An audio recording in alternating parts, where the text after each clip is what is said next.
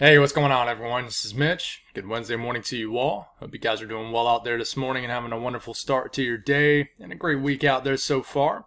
Here to bring you the latest on what's going to happen weather-wise for your day. Today will be similar to yesterday, except other areas will see showers and storms, at least a higher chance at storms. I don't think the severe weather threat will be as widespread. We had some nasty storms in the Northeast yesterday that did damage. And then we had a lot of nasty weather the night before with the line of storms that swept through areas of the Midwest, including Chicago. So today won't be quite as high end as far as that severe weather element to it. But we do run the risk of flash flooding, which we are dealing with right now across areas of like Arkansas and Missouri. And we will have a risk of strong to severe storms, especially for areas of southern New England and the mid-Atlantic. So we'll break down everybody. We'll zoom into a couple areas of the country, and we'll get you guys covered. Folks, if you're wondering why I didn't answer the comments yesterday, I'm off work right now. I was off yesterday, and I'm off today. So just been taking a little bit of a break, a 2-day break. I did it right in the middle of the week.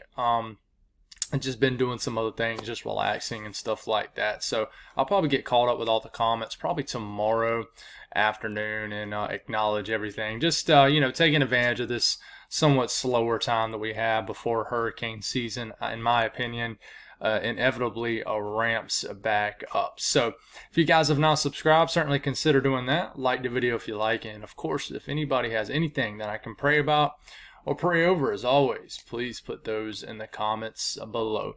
Let's get rocking and rolling. So most of the activity right now is along and just south of a boundary trough, digging down. In fact, you folks in the upper Midwest are waking up to a very pleasant morning. Temperatures only in the 50s, maybe some 40s out there. You guys let me know how much of a chill is in the air up here in the northern states. But anyways, down south, south of the boundary, it's warm, it's wet, it's humid, it's uncomfortable, and in fact, we're getting so much rain right now in areas of southern and southwestern Missouri, northern Arkansas, even sections of Oklahoma that we have numerous flash flood warnings. We have some ongoing in western Kentucky also. We got energy surging through Kentucky, about to hit the western side of the Appalachian Mountains. Guys, outside of that, a little bit of tropical moisture hugging the immediate Gulf coastline. Some heavier showers and downpours, a little storm action, sort of moving out of Alabama and the North Georgia, a little bit here in the southwestern mountains of North Carolina. I would say east of Chattanooga, a little bit of downpour activity, kind of just off the coastline of the Carolinas, and then we got a little bit of rain pushing northward across Oregon and Washington. So outside of that, everybody else is pretty quiet this morning. Watches, warnings, and advisories. Heat advisories in the orange, still across areas of the eastern Carolinas, Virginia, the Delmarva, New Jersey, Delaware, southern New England, all the way up to Maine.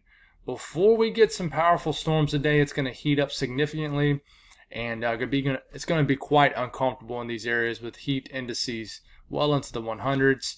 Heat advisory is also up for most of the state of Mississippi, several counties in Alabama, northern Louisiana, southern Arkansas, and then the northeast corner of sections of Texas, and with one county in Oklahoma. Flood watches are up, but we're dealing with this right now in the green areas. We do have flood watches up also for New Mexico. Excessive heat watches up for the southwest, where heat is really about to ramp up with the flexing of this ridge. And then we do have red flag warnings in this hot pink color. Starting to get pretty dry up here, so we do need some rain to push in this area. There's a little bit of rain out there right now. That's that. Excessive rainfall outlook. There's a few pockets to watch out for. One being the mid-Atlantic, where these storms could produce some heavy rainfall, a lot of moisture in the atmosphere. It's going to be squeezed out with these storms. And just with what's ongoing right now, we do have a slight risk in the yellow across Arkansas and surrounding states. It's at least a 15% chance of rainfall exceeding flash flood guidance within that 25 miles at any given point. And then when we have those flood watches across New Mexico, we do have that slight risk of flash flooding. So we just need to be mindful of this with any kind of summer type air mass, very humid. These storms, if they go over the same areas, could produce a flooding. Now, the severe weather element of today from the Storm Prediction Center, we do have a slight risk expanding north to south up here from southern sections of Vermont and New Hampshire through a good chunk of Mass, central and western areas of the state. Most of Connecticut, right through Long Island, southern New York, New Jersey, the entire state, eastern PA, all the Delmarva, all the way down into Richmond, Virginia, D.C., Baltimore, Philadelphia, New York City, all including this slight risk. And you got a marginal risk that expands from Maine almost all the way down to Charlotte, North Carolina, and Raleigh in the dark green. You got a marginal risk right here in the Texarkana area extending southwest into Dallas, and then the High Plains has a marginal risk too, level 1 out of 5. Tornado risk, not super high in today at all. It's below 2%, but I wouldn't be surprised we get some tornado warnings. Just like, just always be mindful. Just because there's not an area shaded on here, that doesn't mean the tornado threat is 0. Wind threat. In the yellow, that's a 15% risk of winds exceeding 55 to 60 miles per hour across the I-95 corridor of the Mid-Atlantic and the Northeast. So, some higher populated areas run the risk of a higher risk of severe weather today. Hail threat, it's not a big deal. It really hasn't been over the last few days, but there is that 5% risk of hail across the High Plains. So let's talk about the Southeast first. We'll zoom into an area or two out here, but as far as the Southeast as a whole, the HRRR model is doing a pretty good job of initializing on the energy in northern Arkansas, southern Missouri that you can see right there. All that energy will push on the other side of the Mississippi River. Will probably weaken somewhat through the next several hours, and then it'll try to refire, anywhere from northern Alabama, central Tennessee, up into Kentucky later on this afternoon. And as it refires, it could potentially cause some issues. Very stormy afternoon across Tennessee Valley, across the Mid-South, basically. And then all this energy will eventually get to the Tennessee side of the mountains. And as you can tell, by the time we're at like 6, 7 p.m., we're getting pop-ups everywhere. Some down here near Savannah. We got downpours, in western, southwestern sections of Florida. Some in the panhandle of Florida. And we got numerous showers and storms up here in the Mid-Atlantic, the upper southeast areas, the southern Alps region. And all this energy just sort of moves west to east across this area. Not everybody will see rain, but hopefully people see rain that has not seen it much. But as we get deeper into the nights, we could have lingering downpours across Kentucky, and everything sort of weekends after that. And we could be waking up to a similar situation we're dealing with this morning across kind of the Mississippi Valley area. But a little bit closer look at my friends here across the southern Alps region, all these states you see included in here. And I do just want to watch for a more organized area of showers and storms today. This is around 3, 4 p.m. Nashville right in here. You're getting hit by some storms. Be aware of that. And this energy will eventually try to make it to like Chattanooga, to Knoxville, the hills of eastern Kentucky. Shower and storm activity just across West Virginia, western VA, the Piedmont of North Carolina. So a lot of activity. Like I said in yesterday morning's video, this area of Virginia has not seen a lot of rain at all. And I think today you'll get a pretty good shot at it. Definitely a higher shot than yesterday. I don't know how much rain y'all got yesterday, if y'all got any at all. I'll be honest, after I made the video yesterday, I was pretty zoomed out of the weather. Believe it or not, guys, I'm not 100% thinking weather all the time. When these slower times come in, my mind goes to other things, but other interests and stuff like that. So, you just got to take advantage. You got to kind of tune out a little bit sometimes with the weather and enjoy other things in life for sure. And, so I hope you guys got some rain yesterday. If you didn't, there's an opportunity for it today across Virginia and just the mountains of North Carolina, Virginia, and Tennessee, West Virginia, eastern hills of Kentucky, like I mentioned. And then once we get into the overnight hours, not a whole lot going on. Rainfall, it's very scattered about, right? It's between now and the next 24 hours. It does like the idea of eastern Tennessee having a better chance, even northern Alabama. But you see areas across western VA, West Virginia, anywhere. I'm not going to name every single area. Now North Carolina, like the Central Carolinas, not as much. I think if you live in these areas and you're begging for rain, haven't got much. Trust me, our days are coming. If you really want to know an update on the pattern change coming up, and I might throw a couple panels on the fly here at the end of the video for you folks, then definitely check out yesterday morning's video and go to the pattern change timestamp. I got you covered there. But we definitely got a rainier pattern on the way. I'll show you a little graphic here at the end of the video. But definitely, I mean, as you can tell, it's very scattered about. You know, there's no one real individual area except eastern Tennessee that's showing more rain. So up here in the Northeast today, a pretty active weather day, as you can tell. I mean, as early as maybe just after lunchtime, we get some big storms firing here in Ohio. If you live in the central, southern, eastern sections of Ohio, I mean, early this afternoon, we could get some storms that fire. Guys, I really don't think these are going to pose much of a tornado risk, but some gusty winds, maybe some small hail possible with these storms. Eventually, we could get some storms that fire in Indiana too, and some storms up here in southern Ontario. But I really am the most concerned about this area right in here, the mid-Atlantic, southern New England. But these storms will continue to just move, just multi-complexes of energy everywhere. And, I mean, the good news is it doesn't really stall out anywhere. It's just one sweeping motion from west to east. And by the time we get until late tonight, most of the energy is chilling out, calming down, and out in the Atlantic at this point. But, you know, just zooming into the area of most concern here, the mid-Atlantic specifically. Take it to about lunchtime, 1 p.m., 2 p.m. Here's all these storms ongoing in PA. They haven't quite reached that I-95 corridor yet. 3 p.m., 4 p.m. Just a very stormy early to mid-afternoon for Pennsylvania. We got storms in West Virginia too. Could be anywhere. It's going to be tough to figure out who gets what in this setup. You can see there are clusters of them everywhere. Pittsburgh looks to get hit. All this energy will continue. Scranton, watch out. Even all the way up here to southern tier of New York. You know, Binghamton, storms rumbling through northern New Jersey around 5 p.m. These storms are starting to get into southern New England. You got a line of storms looking like it's heading towards New York City at this point, going through everybody in southern New England. We got storms down here in the immediate Maryland area, northern VA, just the mid-Atlantic in general. And, you know, we get to about 9, 10 p.m. Storms are still ongoing in VA. You're getting more areas of storms sweeping through New York City. Just really anywhere. It's going to be tough to figure out who gets what. What we do know is there could be some gusty winds with this. You see these pockets of 30, 40, 50 mile per hour wind gusts. You know, that is enough to bump it up to that slight risk for wind.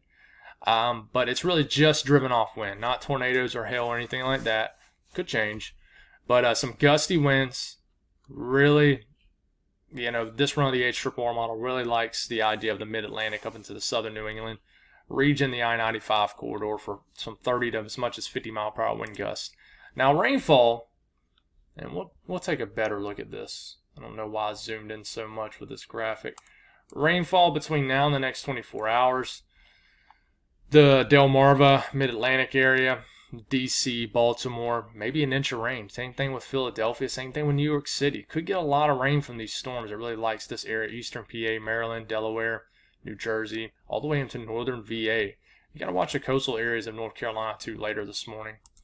But the south central U.S., we're dealing with a lot of energy this morning. Eventually all this should weaken for the most part, or either kind of move its energy to the east across Tennessee and the mid-south. Leftover kind of boundary action here might refire some energy here in central Oklahoma. And we could get a little swirl ongoing, but this is why they have a marginal risk right here in this region. For the energy that fires in Oklahoma, then more energy gets going. And, you know, a good chunk of Texas has not seen much rain outside of Beryl, you know, in a while. So we might just get some good old-fashioned thunderstorms down to Dallas today, maybe as far west as Abilene, areas of Oklahoma City, Tulsa, point south and east. Could get some storms. Fort Smith, Fayetteville could get some action. Moves into the Texarkana, Marion, northeast Texas. Could get some storms today. Nothing overly concerning or anything like that. Could get some more storms to refire up here in the Boot Hill, Missouri, right here where Mizzou and Illinois and Kentucky and Tennessee all kind of come together. And we're just going to get more storm action this afternoon to this evening into the same areas. It's seeing a good bit of rain right now, but maybe a little bit further south. So Little Rock, a lot of storm action probably as you're laying the kids down to sleep or settling down for the night. It'll definitely be probably a stormy evening. And all this action could kind of dance around in one area. That's why we do have more of a higher end flooding risk for this area. But by the time we get into after midnight, these storms might get all the way into Memphis, and we could be dealing with tomorrow morning maybe a complex of storms in eastern Tennessee. So a little bit closer look at all this action. Here goes that leftover energy from this morning, and then check it out. Look at all that storm action. Hot Springs, Little Rock, Fort Smith, some storms. This oozes all the way into Memphis. Northern Arkansas could begin to get some rain again, just like you're dealing with right now later tonight. And then those storms could get going here in northeastern, I want to say Tennessee, northeastern Texas. I'll mix up.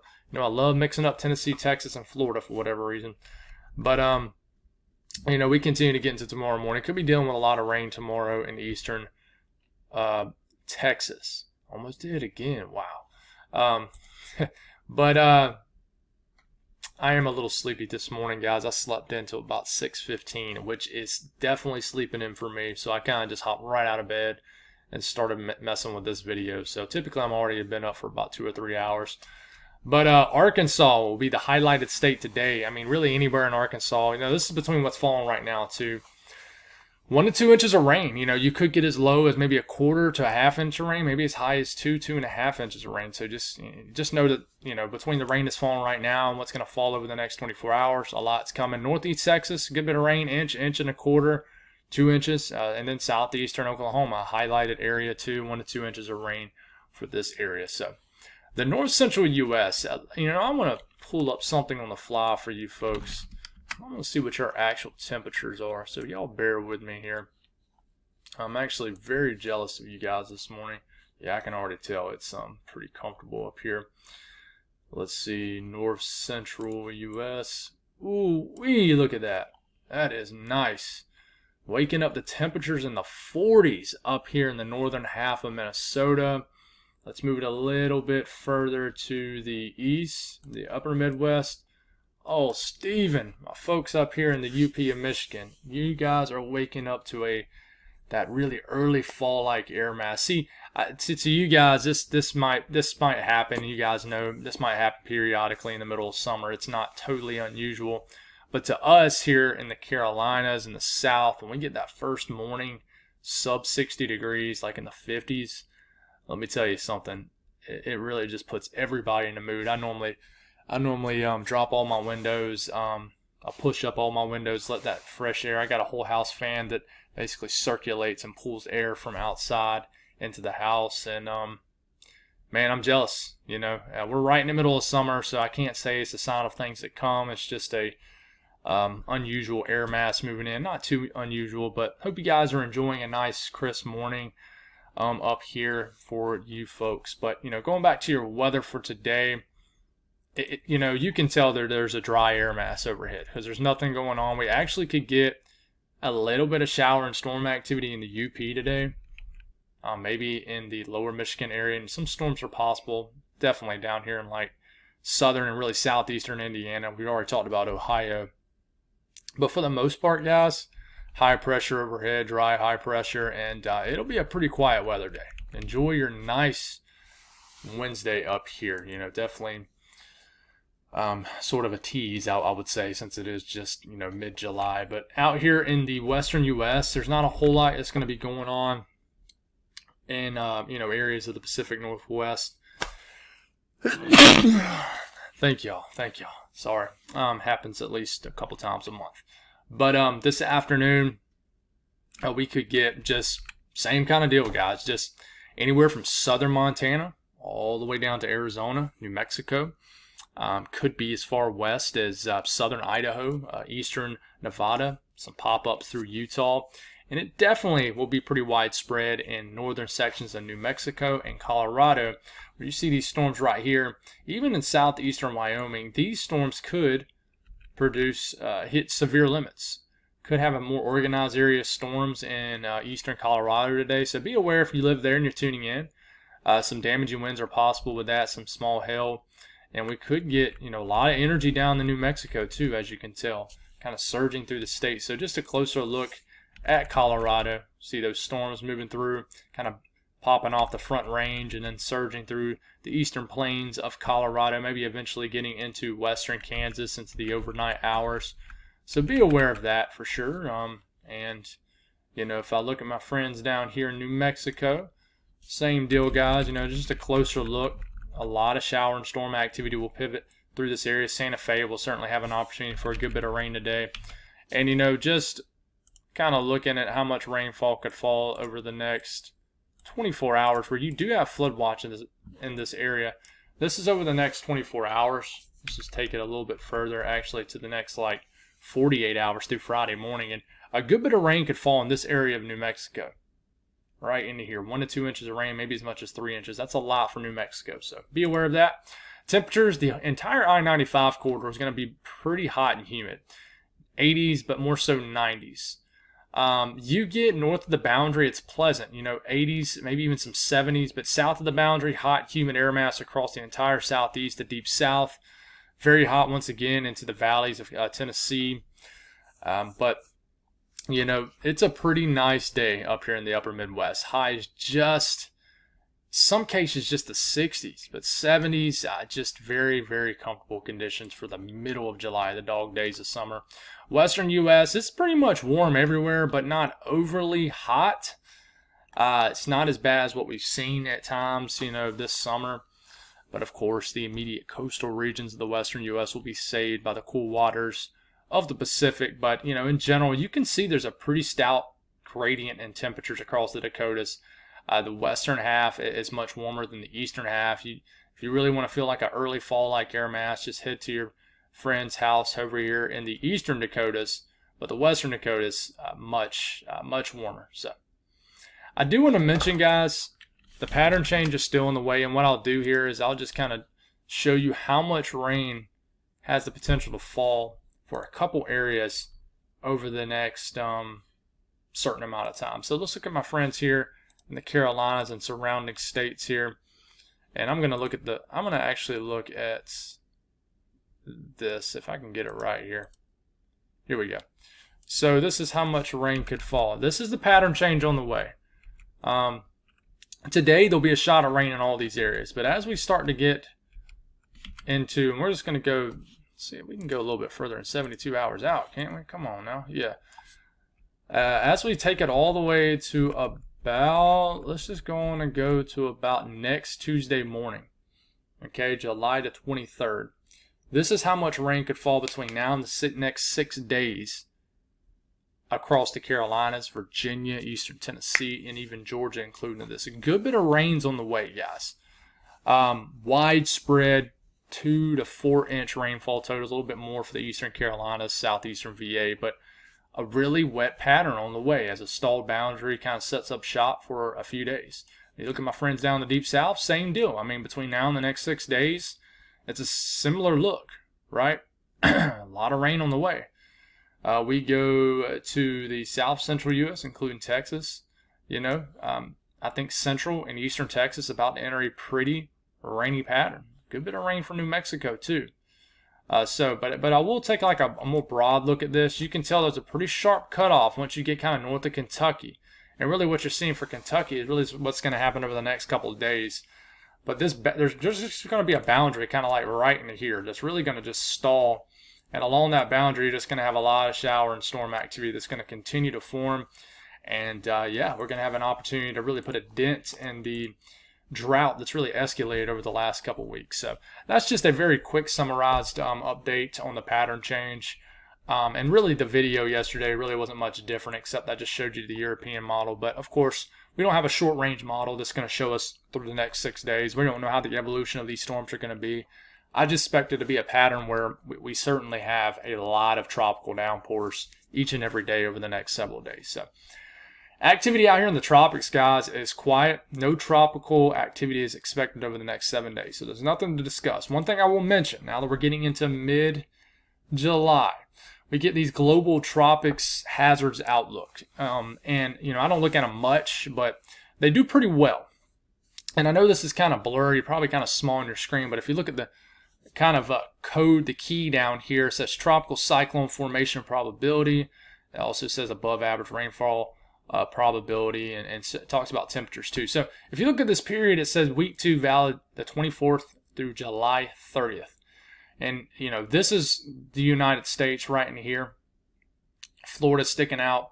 There's nothing expected. So we don't have that little kind of candy cane looking stripe pattern down here. We don't have the full red or the burgundy looking color here. So they're not expecting any kind of tropical activity in this area. But we go to the July 31st to the August 6th frame. So now it's starting to introduce that candy cane kind of stripe pattern here, saying there's a 20% chance or more of some sort of tropical cyclone activity right across areas of the main development region and into the Caribbean. So what's going on is you get periods of rising and sinking air, and I wish I had a better graphic for this. I had one pulled up, but I just decided not to do it because it came up too small on the screen. There's probably somewhere where I can pull it up better, but you basically have these periods of like rising, it's called MJO phases, rising and sinking air that kind of pivot around the globe. So these pretty much come in from the Pacific, right over Central America, then they get into it over the Atlantic. So if you notice, from the 24th to the 30th, there's a chance of tropical activity across the eastern Pacific right here, okay? But there's nothing in the Atlantic. And then you kind of go a week later, there's a higher chance, up to a 40% chance in the eastern Pacific. It's because that MJO phase is really entrenched into the area of rising air. We look for that rising air. That's when you have an enhanced area of tropical activity. And if you're wondering, well, what was the phase favorability during Beryl? It was rising air. As soon as we had a period of rising air over the Atlantic, I mean, it was bombs away. That's why we're concerned. When we get these periods, it's like there's always going to be a potential that the high-end scenario is going to unfold, which was something like Beryl. So you can see how this phase shifts west to east across areas of the Atlantic, the Caribbean, and immediately we start watching for a threat of tropical activity. So, guys, I wouldn't be surprised if between now and the end of July, there's not really anything to track in the tropics. But also wouldn't be surprised as soon as we turn the calendar into August, we start really having to watch. And, you know, I still think there's going to be a possibility that we go from just talking about normal afternoon showers and storms in the U.S. to we just go fully into tropics mode, and we might stay there for the weeks to come. So we'll continue to check this out and figure this one out. And I got my eyes out there in the Atlantic. If I'm watching anything, you know, I certainly will show you. But that's all I got, guys. Thank y'all for tuning in. God bless all y'all, and y'all have a wonderful Wednesday.